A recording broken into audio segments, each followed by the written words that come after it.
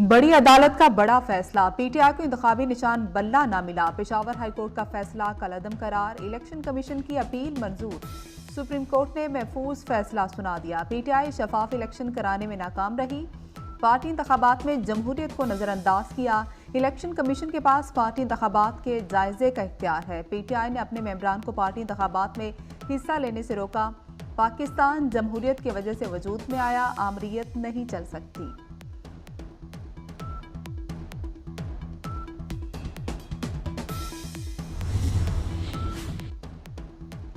Barrister Gauhar supreme court के फैसले से मायूस, मुतनाज़ फैसलों में नए बाब का इजाफा हुआ। आम इंतखाबात में इन सब को शिकस्त होगी। सुप्रीम कोर्ट के बाहर मीडिया से गुफ्तगू, वकील अली जफर ने कहा कि तहरीक इंसाफ से इंतखाबी निशान बल्ला छीन लिया गया। इलेक्शन भरपूर तरीके से लड़ेंगे। हमारे उम्मीदवारों को इलेक्शन लड़ने से नहीं रोका गया।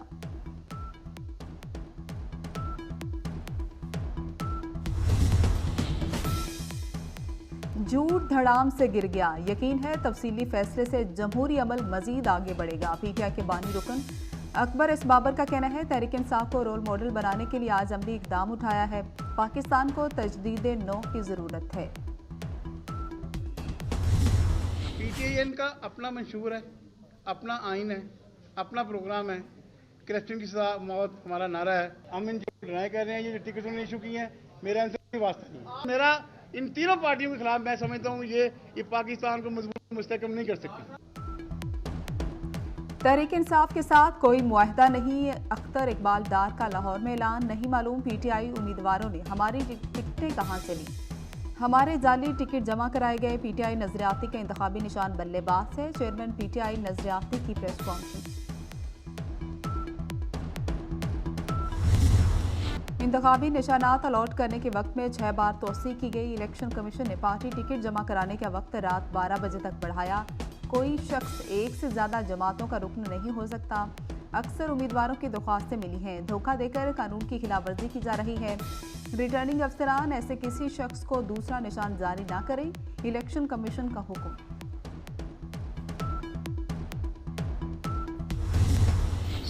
कंप्यूटर भी उठा रहे, डॉक्यूमेंट्स भी उठा ले, 4 डाले करे चले गए। अभी मेरे पास खबर आई है मेरे भतीजे को मारा है, बेटे को मारा है। देखिए ना, so he may have to go. I think.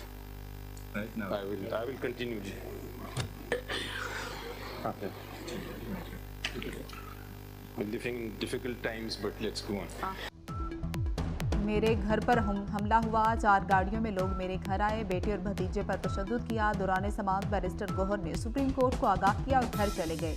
Chief justice की अटॉर्नी जनरल से मुलाकात, आईजी इस्लामाबाद को तलब किया फौरन बैरिस्टर गौहर के घर जाएं और सारी मालूमात दें। तफ्तीश करके मामले से आगाह करने का हुक्म भी दिया।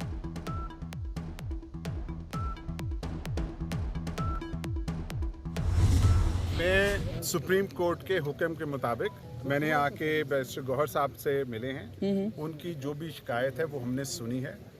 जो भी उनकी पोजीशन है, जो भी उन्होंने कहा है, उसमें पुलिस की एक पूरी टीम उस सारे क्राइम सीन को देख रही होगी। जहाँ जहाँ पे वो कह रहे हैं कि यहाँ पे ये वाक़यात हुए हैं, वो इसी गली में ही एक और पीओ है जिसके वो घर के नंबर की कोई गलत फहमी है। लेकिन अगर हम ये कहेंगे भी तो ये जब तक पूरी तफ्तीश नहीं हो जाती हम उसको वाज़ेह तौर पर नहीं बता सकेंगे।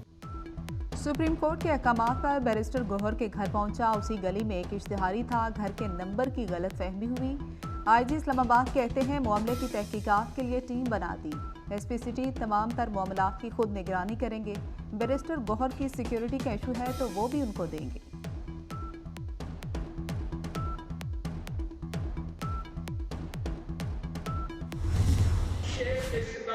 निकलते हो तो बल्ला इस्तेमाल नहीं होता, तीर ही काम आता है। एक सियासी जमात अगर इलेक्शन लड़ रहा है तो वो इसलिए कि वो जेल से बचना चाहता है, तो दूसरा सियासी जमात इलेक्शन में हिस्सा ले रहे हैं ताकि वो अपना लीडर को जेल से निकाल सकते हैं। जैसे भी पिच मिले, भागने वाले या झुकने वाले नहीं। लेवल प्लेइंग फील्ड मिले या नहीं, 8 फरवरी को सरप्राइज देंगे।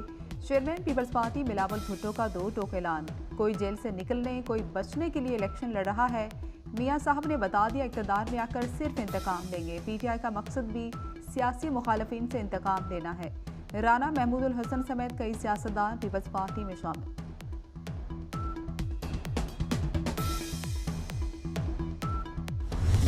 मैंने इलेक्शन इसलिए नहीं लड़ रहा कि मैं जिस जमात के साथ हूँ, मैं उनकी सियासत से मेरा इत्तेफाक नहीं है, तो मैंने माजरत से कहा जी मैं इलेक्शन नहीं लड़ पाऊँगा, बस इतनी बात है।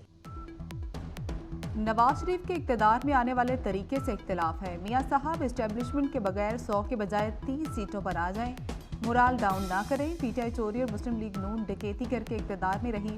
साबिक वज़ीर आज़म शाहिद खाकान अब्बासी का कहना है नून लीग के साथ हूँ, उनके खिलाफ इलेक्शन नहीं लड़ूंगा।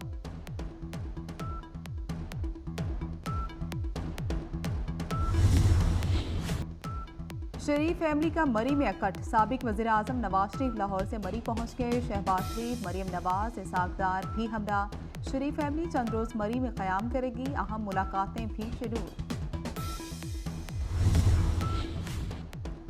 अवामी नेशनल पार्टी को लालटेन का इंतखाबी निशान मिल गया। इंट्रा पार्टी इलेक्शन न कराने पर 20,000 रुपए जुर्माना आए। इलेक्शन कमीशन का 10 मई तक इंट्रा पार्टी इंतखाब कराने का हुक्म।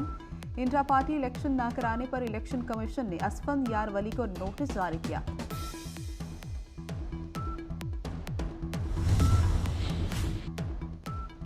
दौरा अफगानिस्तान के बाद दोनों ममालिक के दरमियान नए सफर का आगाज होगा। अफगान सुप्रीम लीडर मुल्ला हैबतुल्लाह के साथ मुलाकात बड़ी मस्बत रही। सरबराह JUIF मौलाना फजल रहमान की 24 न्यूज़ से गुफ्तगू। कहते हैं अब दोनों ममालिक मिल बैठकर मसाइल का हल निकालेंगे।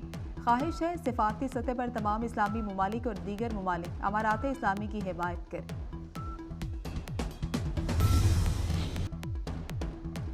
गजा पर इसराइल के वहशियाना हमले जारी। इसराइली फोर्सेस के हमलों में मजीद 151 फलस्तीनी शहीद। 7 अक्टूबर से अब तक शोहदा की तादाद 23,708 हो गई। 60,000 से ज्यादा जख्मी। बमबारी से इंटरनेट और टेलीकॉम सर्विसेज मुअत्तल। गजा में एक बार फिर मुकम्मल ब्लैकआउट हो गया। दीर अल बला में अल-अक्सा शोहदा अस्पताल ईंधन की कमी की वजह से बंद हो गया। ज़ेर इलाज बच्चों और मरीजों को अमवात का खदशा। अस्पताल के डायरेक्टर का इंतबाह। पाकिस्तान नेवी के जहाज़ों की तैनाती पर सोशल मीडिया पर मन घड़त प्रोपेगंडा होने लगा। तैनाती को टास्क फोर्स 153 से मुंसलिक करने की कोई हकीकत नहीं। पाक बहरिया के जहाज़ों की तैनाती को हौसियों के खिलाफ अमरीकी कार्रवाई से जोड़ना सरासर बेबुनियाद है। अमरीका ने बहीरा अहमर में हौसी हमलों के खिलाफ टास्क फोर्स 153 बनाने का ऐलान किया। अमरीका और बरतानिया के यमन में दूसरे रोज भी हमले। 73 मुकामात पर बमबारी। 5 अफराद जाम हक, 6 जख्मी हो गए। अमरीकी और बरतानवी तैयारों ने दारुल हुकूमत सना, हदीदा, सादा, हज्जा और ताइज पर बमबारी की। हमलों के जवाब में हौसियों का भी मजीद हमले जारी रखने का ऐलान।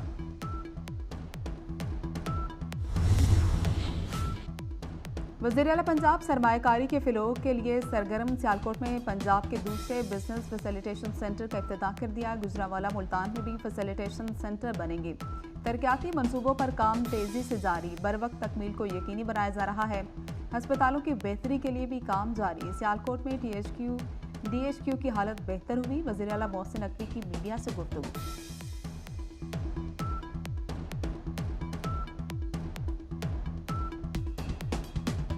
बिजनेस फैसिलिटेशन सेंटर की ओपनिंग है। इसके बाद गुजरांवाला, मुल्तान और रावलपिंडी में बिजनेस फैसिलिटेशन सेंटर इंशाल्लाह अगले दिनों में वो भी हम इनॉग्रेट कर लेंगे। एक दफ़ा ऑपरेशनल हो जाएंगे। एयरपोर्ट वाली रोड से आ रहा था तो उस रोड पे भी काम नहीं शुरू हुआ। मेरी सेक्रेटरी CNW से बात हुई है। इंशाल्लाह ताला ये जो आपकी दोनों साइडें हैं, जो एयरपोर्ट से आपके शहर तक की रोड आती है, 15 फरवरी को हम आपको दोनों साइडें कंप्लीट देंगे।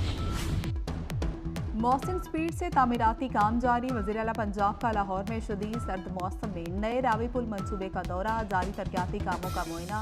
मंसूबे पर होने वाली पेशरफ्त का जायजा लिया। वज़ीर आला ने काम में मसरूफ मजदूरों से मुसाफा किया।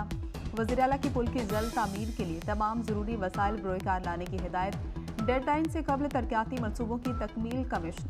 वज़ीर आला की खुसूसी हिदायत पर सूबाई वज़ीर हाउसिंग असफर अली नासिर कंटेनर में ही शिफ्ट हो गए और आरजी रिहाइश इख्तियार कर ली।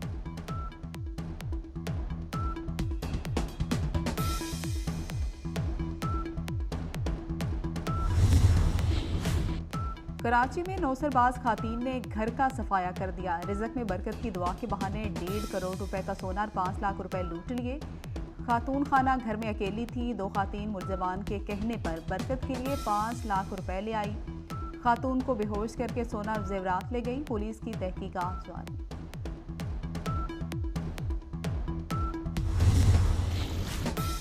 मुल्क के बेशतर इलाकों में मौसम सर्द और खुश्क ठंड ने हर शय जमा कर रख दी। मैदानी इलाकों में शदीद धुंध के डेरे, शुमाली इलाकों में बर्फबारी का सिलसिला भी जारी। स्कर्दू मुल्क का सर्द तरीन इलाका, पारा -7 डिग्री तक गिर गया। न्यूजीलैंड की साबिक वज़ीर-ए-आज़म जसिंड्रा रिश्ता इज़्दवाज में मुंसलिक हो गई। शादी की सादा और मुख्तसर तकरीब में 70 के करीब अफराद की शिरकत। जसिंड्रा और क्लार्क ने 2022 में शादी का इरादा किया। कोविड की पाबंदियों की वजह से शादी मुलतवी की गई।